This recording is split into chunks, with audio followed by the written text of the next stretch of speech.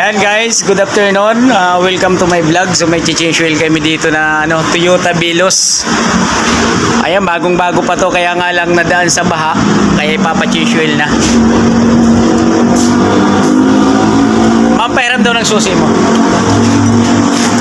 At pa-flashing natin. Pwede ko nga yung bag. Sige. Grabe init sa ating location.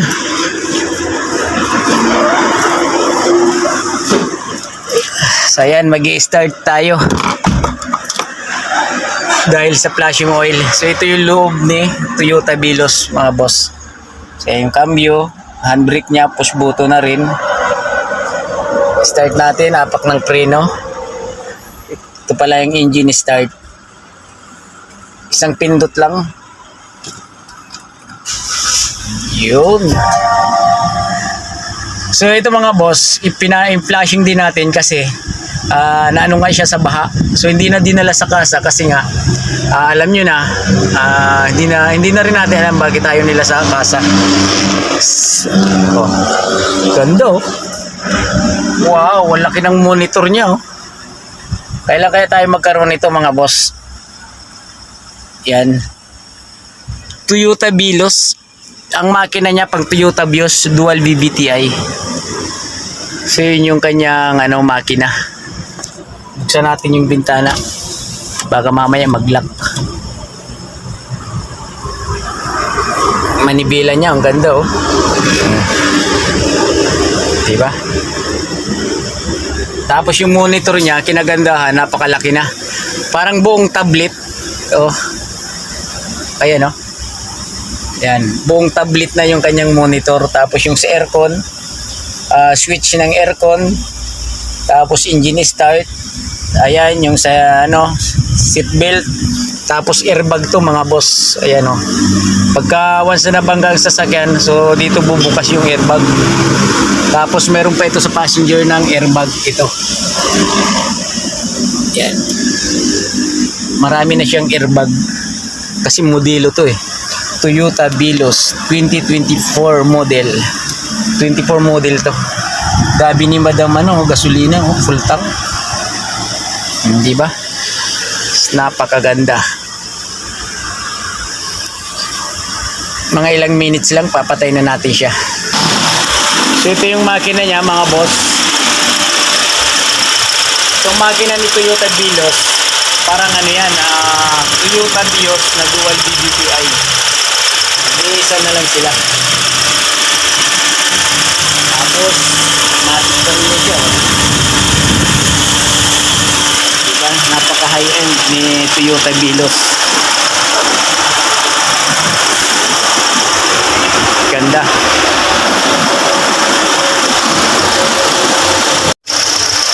So ayan, pinapandar pa natin ng 3 minutes. 3 minutes lang mga boss pagka engine, gasoline engine. Diba, gasolina yung gamit. So 3 minutes lang natin pandarin. Pero naman pagka diesel, syempre napakalapot nun.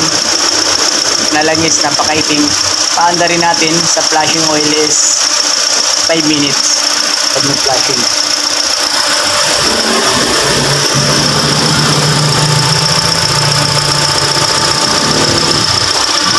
Ang ganda ni Toyota Vios.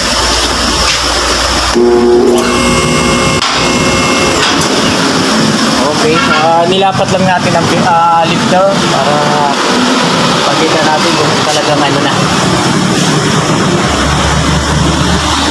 Sintro na siya. So, ganun lang kadali mga boss. Pero bago ang lahat, bago natin ito i-share sa inyo na pag-check lang Toyota Vios, paki-subscribe muna, comment, share ng ating YouTube channel, Jess Mechanic Vlog nga pala, pati sa Facebook.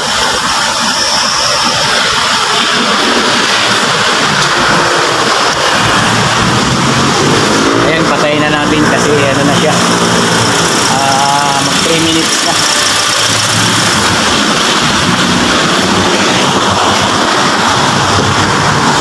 Yan.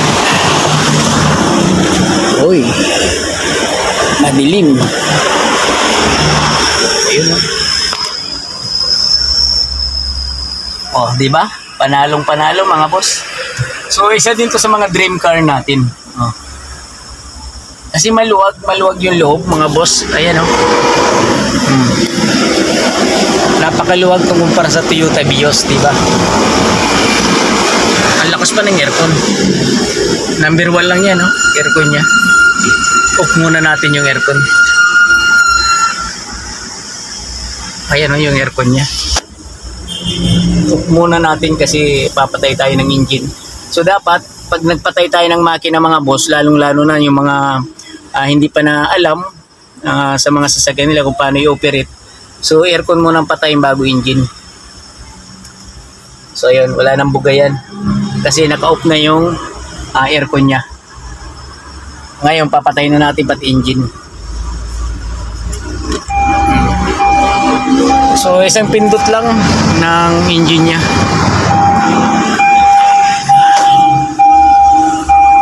Okay, so i-drain na natin. So ayun mga kaibigan, dito tayo maglalagay ng hangin sa hose. Hahanginan natin yung langis para pag din-drain. Talagang malinis na. Ayan o. Ayan. Diyan natin ipapasok yung hose ng hangin.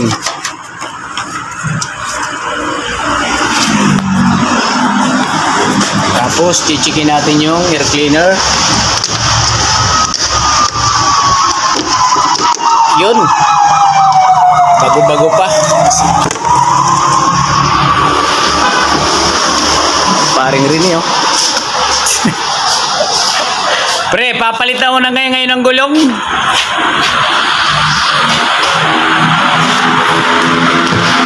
So, titingnan natin pala yung mga kaibigan, yung kanyang cabin filter ni Toyota Vios.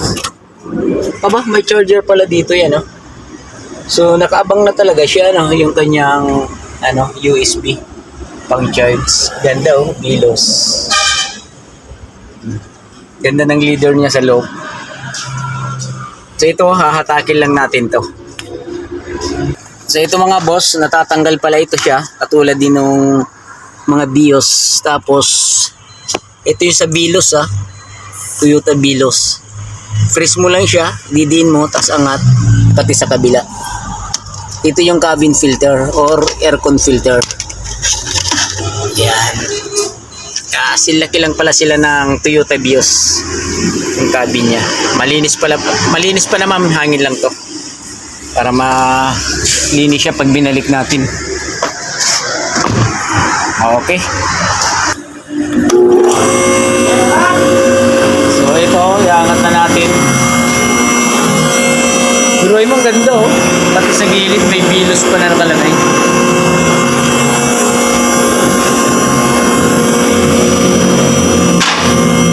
Tsaka yung kulay niya talagang maganda. Silver na parang brown.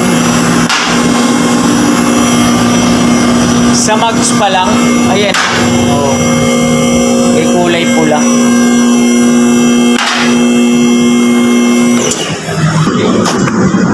So ito nga pala na si Toyota Vios, pinalagyan ng undercover sa engine. Ngayon sana tumapat yung ayun, tapat pala, oh. Kala namin magtatanggal na tayo ng buong cover na to. Ito lang pala mga boss, may tanggalan siya. Asa na 14? Ando doon. Sige, tatanggalin na natin. 14 yung sakit niya. Ayan. Ito yung niya, trim plug. Tapos oil filter, 110 lang yan. Silaki lang ng mga Vios. Diba? Tangke niya, may design. Gas tank.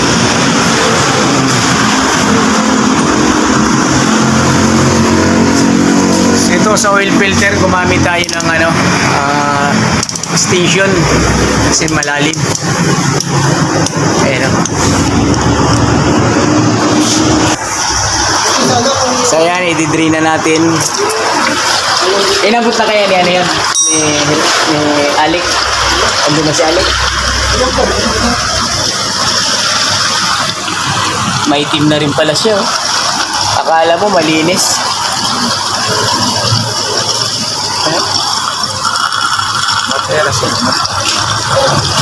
Sige pre. Paandarin mo yan sa ano na. Sunod na. Oo. So ito yung langis niya kasi sinahod natin sa galon dahil puno na itong tangke natin. Ayan oh, hindi pa na-drain. Ayan oh, mainit na siya oh. Puno na. Yun, may nangihingi kasi sa atin kaya kailangan ano, mga tropang ano yun, kawit. Siguro ilalagay din nila sa sasakyan.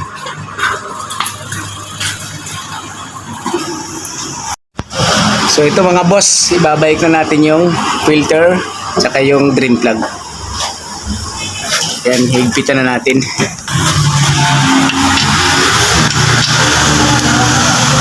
Yan, oh. Okay na. So mga boss, okay na.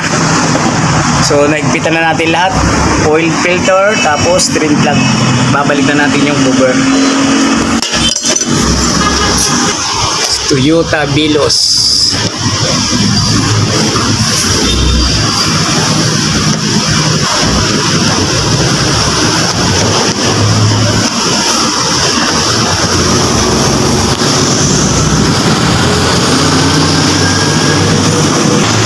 So ito, ano lang yan, screw na lang yung kanyang takip.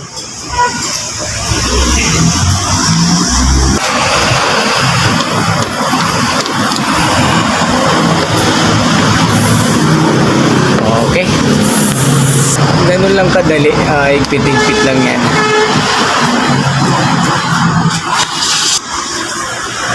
So ayan, ibababa na natin si Toyota Vilos para masalina na ng langis.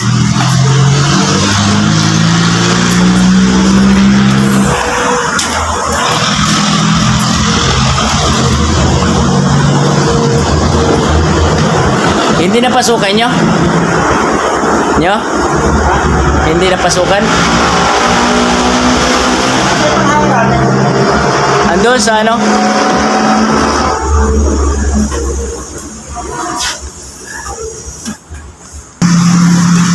So mga boss, ibabalik muna natin yung cabin filter niya bago natin salinan ng langis. Ayan, paganyan siya, pahaba. Kasi hindi siya kasya ng pahalang. Ayan. Pasok sa dulo.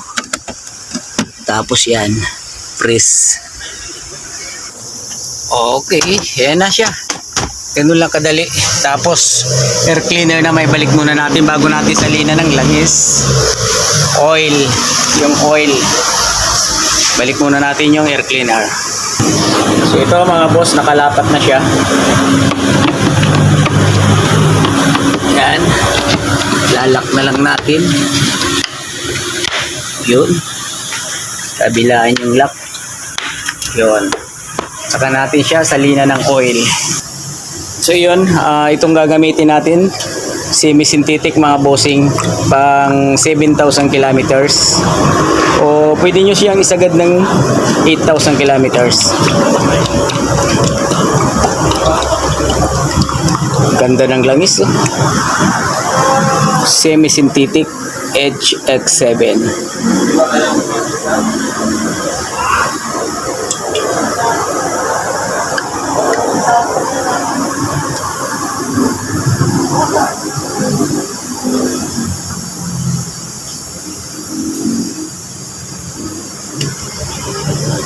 So, yun, 3.5 ang kanyang laman. Magtitira tayo ng konti.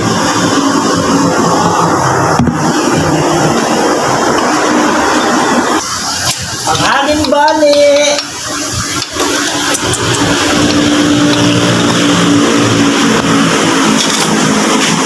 Nyo, mamay mo na hanginan niya nyo. So, ito, babalik na natin ang takip.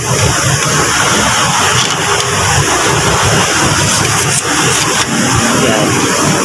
So yun mga boss, paanda rin na natin. hanginin na muna natin tong makina. Okay, paandarin na natin si Belos.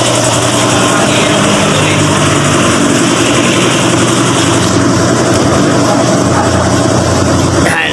Wow. Ano ba ito? Natanggal na yung kanyang ano dito. Start. Yun. Para ma-check natin mga boss yung langis kung nasa ano na siya, label nung ano sa dipstick. So ito na mga boss, pinapandar na natin si Belos. Ayan yung belt niya, ayan, naikot. Kasi halos di mo siya marinig eh, lalo na umaandar pa yung ating compressor. With fluid, okay pa. Ayan, ulan. Pa yung ulan niya mga boss ha. So, chichikin na natin yung ano, papatay na natin.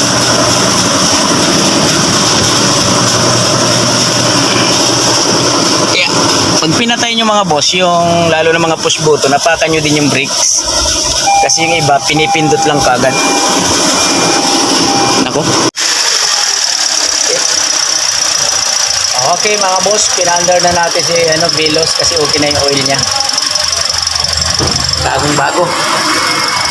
Ilan na ma'am siya?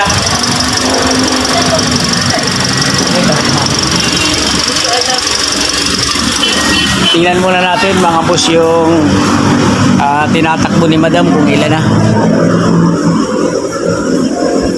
4,000? Saan ba yun? 4,076 ma'am pa lang. Saan? Ito po, yung udo. Palalabas ako ma'am para makita mo. Sige ma'am, yung dito sa gilid. Ibaba mo yung bitana mo. Yung udo. Sige ma'am, okay na yan. Pagsabi na lang kay sir, sabihin mo ano, semi-synthetic lang muna nilagay natin. Pero wala namang problema. Hindi. Synthetic din naman yun ma'am. Hindi fully. Dahil mga boss, tapos na kami mag-change oil ng Belos. Bagong-bago pa naman, aros 4,000 lang ang tinatakbo pala nito. Pina-change oil na kagad sa atin. Thank you.